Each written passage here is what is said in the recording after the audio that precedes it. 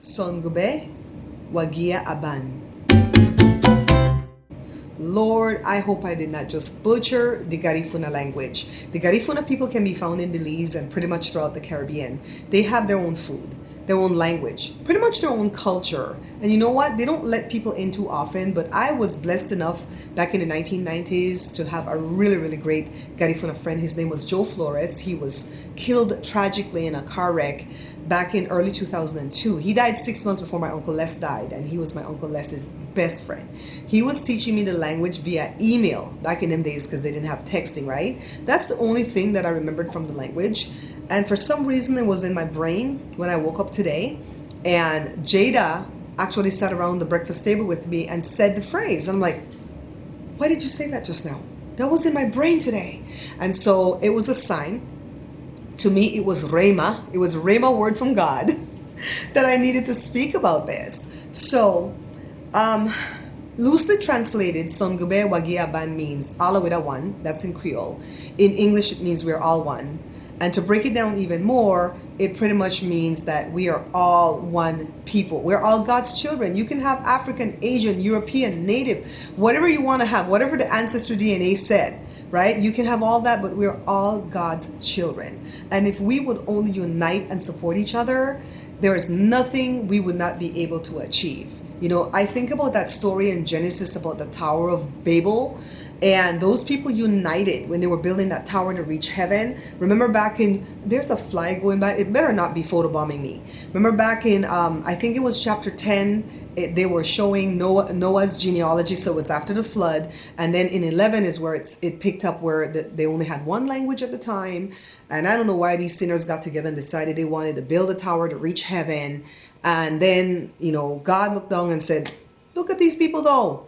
When they're united, there's nothing they can't achieve. This tower is getting ready to reach heaven. So he came down and he broke that thing up, and then he separated them across the face of the earth and gave them a bunch of different languages. And so pretty much the Tower of Babel became Babel, okay? It was a bunch of Babel.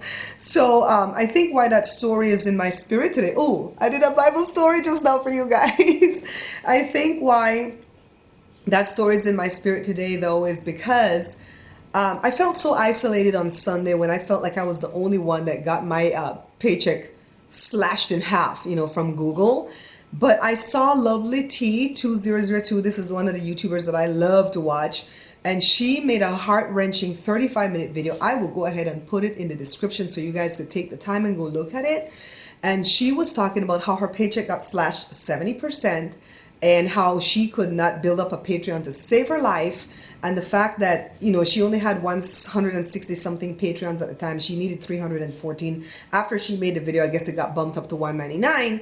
But she was talking about how when Black YouTubers make a Patreon and people come and donate, like they want to dictate everywhere that money goes to. Thank God you guys are not like that. You guys donated freely to my PayPal.me, and you don't care what I do with the money, but I can tell you honestly, the money went into groceries to put food on the table, you know, over here at the house. So anyways, she was talking about, you know, she can't support herself through Patreon. Then you have white YouTubers that make a Patreon. They get 1,000 Patreons right away that are donating every month. There's one person she called the name where he was making $5,000 a month through Patreon, and nobody asked him, you know, what he does with the money. And she was going in on the fact that she get death threats every day. Thank you, God, I don't get death threats at any of my channel. I think if I did, I would have quit a long time ago because the money I make is not worth it. I've seen my money go since January that we closed the shop. I've seen my money go from $500 a month on average to close to $300 a month on average. So my money is almost cut in half, you guys. And that's why I became so discouraged on Sunday. And then she put out that video on the 1st, yesterday on Monday. And I watched that video and I just cried for her because she's such a beautiful lady and she's so talented with everything that she does. And she gives so freely with making these videos, and she doesn't really get paid well. She's got 416,000 subscribers, but you all know the subscribers don't get you paid. What get you paid are these ads running at the video. She was even showing that you can put money on your video and it shows that it's monetized, but half the time when people watch the videos, there would be no ads there. Now at my vlog, Sometimes you won't see an ad running in front of the video because of the fact that I didn't turn the monetization on, because I may have put in some copyrighted music or something in there. Even if I sing 2 lines of something, sometimes I don't put it on, especially if it's a way popular song. So you will see some of my videos that don't have ads. But my Ancestry DNA videos, all 3 of them, the one here at the vlog, the one at the cooking channel, and the one at the review channel, those all have ads on them, because that's why I paid that $99 to do that test. I wanted to find out my ancestry, of course, but I wanted to put a video out there that would be successful, because everybody else's videos are successful. So if you don't see an ad running at my cooking channel ancestry video, go back and play it again at the beginning. Go back and play it again and play it again until an ad plays, because that video has done well in the first week. And honestly, when Joshua and I checked it, 9 times out of 10 the ad did not play. And then there was that one odd chance that the ad played, and I couldn't let it play, of course, because I can't play my own ads. So she really broke it down on a camel's back. She made me cry with what this lady is going through. And I can't even reach out to her and say, don't quit YouTube, hang in there, we love you. Because the way she felt some type of way, and she needs to work through that on her own. And just know that she's loved, but if she has to leave YouTube, nobody can't be mad with what this lady's going through, you know? So I think this has been on my heart, that if we just unite, I mean, if I keep saying we as black people, because that's all I see myself as, is black. You know, when you come from Belize and you're a little kid, they don't call us no white people in Belize. You know, Belize didn't even have white, black, Asian, blah, blah, blah in the thing. It's just Belizeans. And that's what you're classified as. So I don't see myself as what that thing says, 62% European or whatever. I'm black. And I get a lot of flack for that sometimes, because I'm so damn light bright that when I go amongst other darker people and I say I'm black, they look at me like I'm Rachel Dolezal or whatever. I'm like, no, I'm black. You know, that's the way Belizeans are seen. Although, when I did my biometric, this thing's making noise behind me. Okay, I'm not passing gas. When I did my biometrics, when I was becoming a citizen of this beautiful country, the lady tried to class me as Hispanic, and I'm like, I'm not Hispanic. You know, you can put me as black. I'm black. She's like, no, you don't look black. I'm like, it doesn't go by what you look like, lady. It goes by what you are. And so she looked it up in the computer system, and Homeland Security says all the nationals of Belize are white. I'm like, oh God, please don't put that. So she ended up putting black. But and it's not that I don't want to embrace the European side of my culture, but I definitely don't look white. I think that's going to look weird. I think I look more black than white, you know? Joe just came back with a little car. He's running it so people can see that it's for sale. I had this one lady that contacted me on Sunday morning at 8 o'clock, interested in the car. We settled on the price. She liked the price, everything. And then she set the appointment to come see the car Monday at 3. So I already knew. I wasn't trying to be negative, but I already knew that she probably wasn't going to come, because if you check on a car at 8 Sunday morning and you don't want to come see it till 3 Monday, you're running the risk of that car being sold in between. So you're not really interested in that car. So then I told her, I gave her the address, because we meet at a restaurant in town. I gave her the address and I said, I will contact you. No, I said, contact me in the middle of the day, Monday, to let me know that you're still coming so I can plan my day accordingly. And she's like, oh, yes, I will. And she didn't. So I texted her. I said, are we still on for 3 o'clock? Because I need to plan my afternoon. And she's like, no, I'm not coming. I keep finding cars closer to where I live. She was the one that told me she will drive 2 hours to find a car if she likes the car, right? And I told her, I said, I'm kind of far away from you, because she was in Banning, so I think I'm an hour away from her. I said, I'm kind of far away from you. You sure you want to come see this car? And she's like, yes, I will drive 2 hours to go see a nice car. And so she contacted me back. She says, I'm glad you texted me. I keep finding cars that are closer to me, and I won't be able to come, but maybe another time I can come see it. And I'm like, I didn't say look ho, but that was my thought in my brain, look ho. And I was like, look, I knew from the time you weren't going to come see the car till 3 Monday that you were not going to come. I said, but it's okay, you know, God bless you in what you're looking for, because my cars will always be paired up with the right person for the car. And she's like, you're so sweet. It's just that my car is getting repossessed and I don't have a ride, blah, blah, blah. Watch me roll my eyes. Come on in, Joe. I saw you come, baby. I saw you come. What you got there?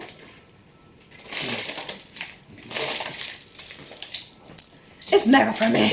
It's for Joy, but I think it's for Josh. Did they give you the Flonase for free again? Mm-hmm. You know they're going to start charging for that eventually, right? Because it's over the counter now. So I get it's free. Huh? The girl after how you pay for it. So it's free.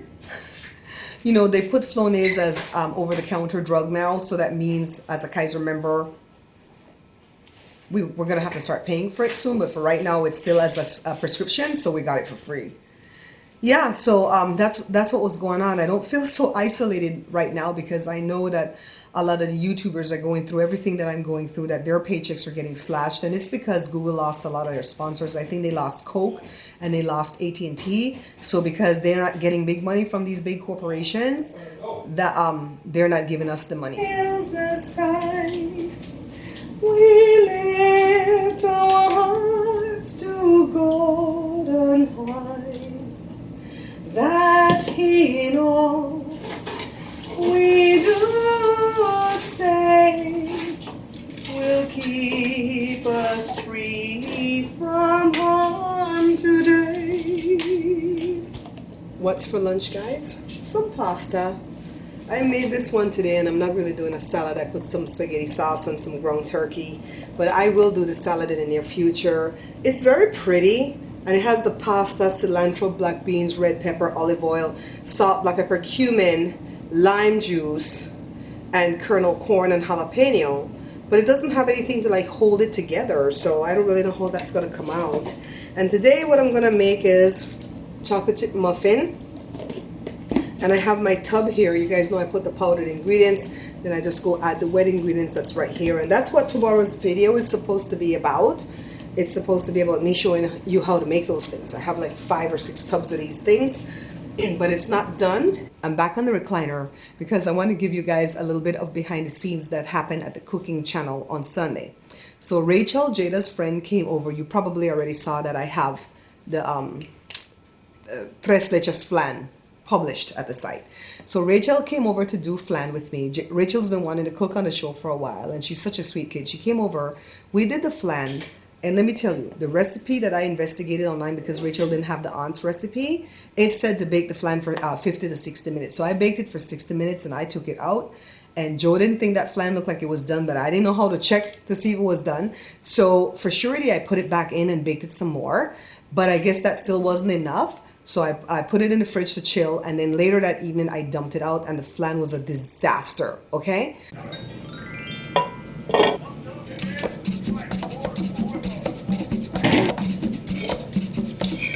Oh, good, kind of.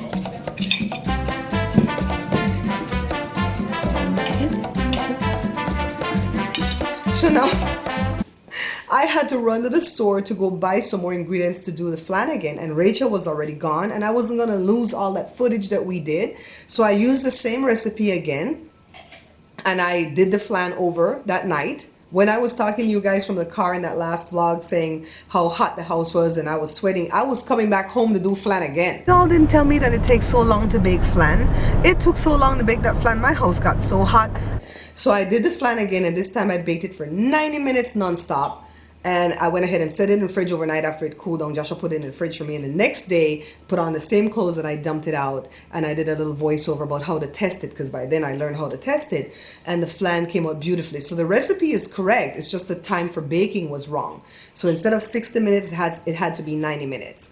And the way I figured out how long it had to go was because the little flans that I made went for 40 minutes. So if those are little... Joe, I can hear you bite that apple all the way over here. Do you still have your jaw hinged? He's going into the apple. It sounds good. I'm kind of jealous.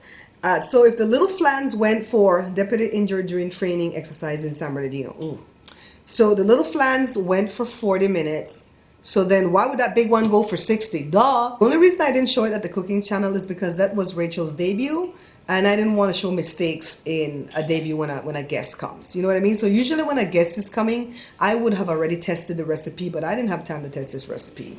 And the recipe came from All Recipes, and it should have been accurate because they're usually very accurate. So I was very upset with that recipe. But nevertheless, the thing came out good in the long run after I baked it the correct amount of time.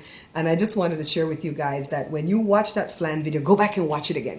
When you watch that flan video, you're going to see me take it from the oven, and you're going to see it jiggling if you look closely. And then I set it down on the counter, but the oven mitts was kind of hiding it. And then I cut to speaking about my Ancestry Day video. And then when I come back, I'm showing that I'm taking it from the fridge. And that was the new flan from overnight. And then I showed how to test it, and then I throw it out. And my heart was beating. That's why I put the heartbeat in there. My heart was beating because I was like, please God, don't let it flop again because I want to put this land video up on Tuesday. I just thought you guys would have fun knowing some behind the scenes about the show, okay? So let's see if Joe and I will go outdoors today. Maybe we'll go see Osley or something. You know, we have to get out this house because this house is starting to send me crazy.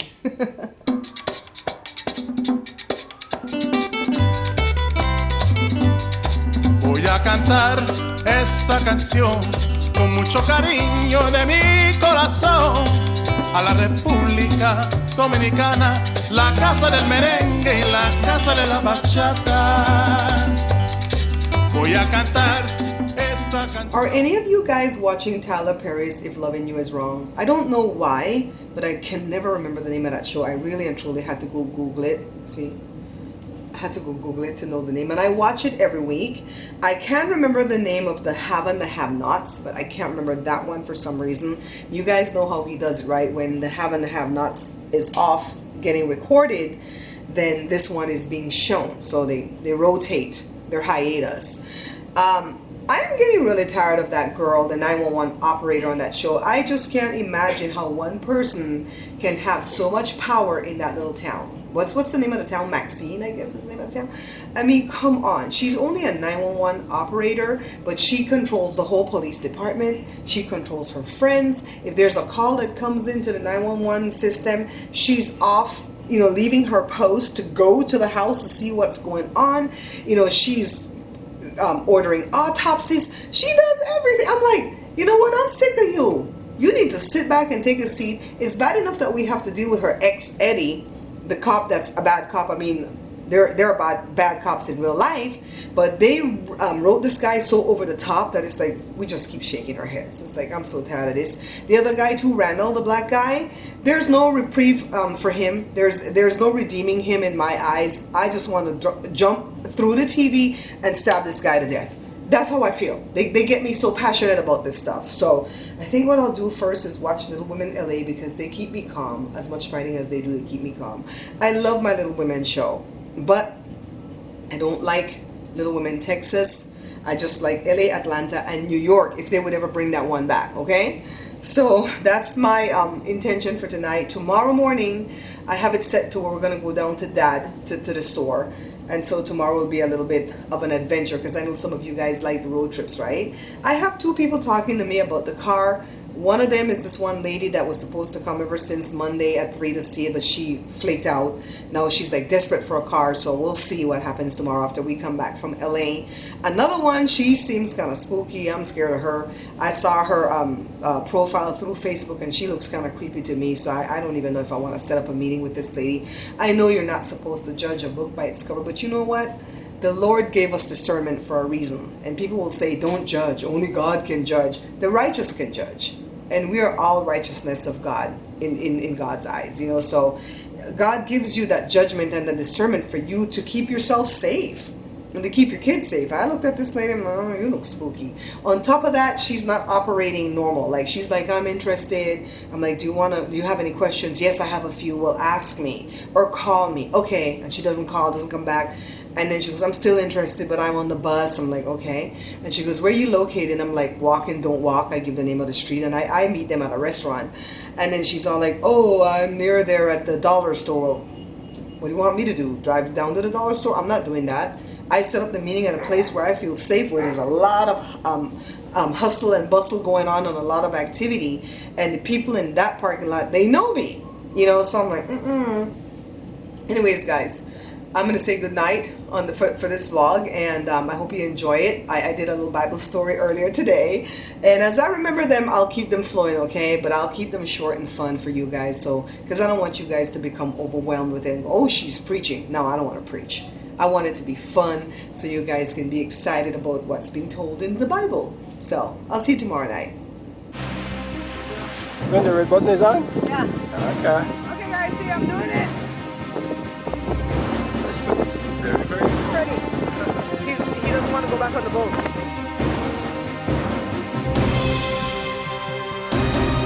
Splash. So it's splash? Yeah.